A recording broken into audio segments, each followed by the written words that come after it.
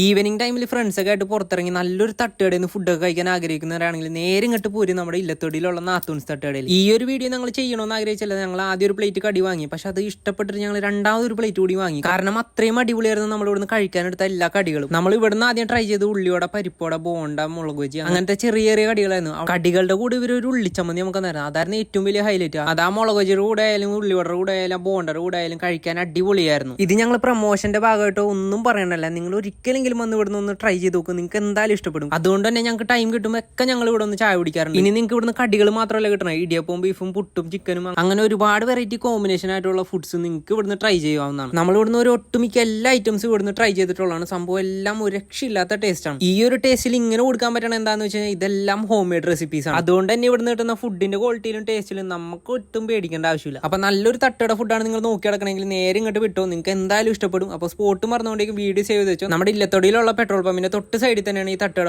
അപ്പോൾ ഇവിടെ ഒന്ന് ട്രൈ ചെയ്ത് നോക്കിയിട്ട് ഫീഡ്ബാക്ക് അറിയിക്കുക. Bye from local foodies.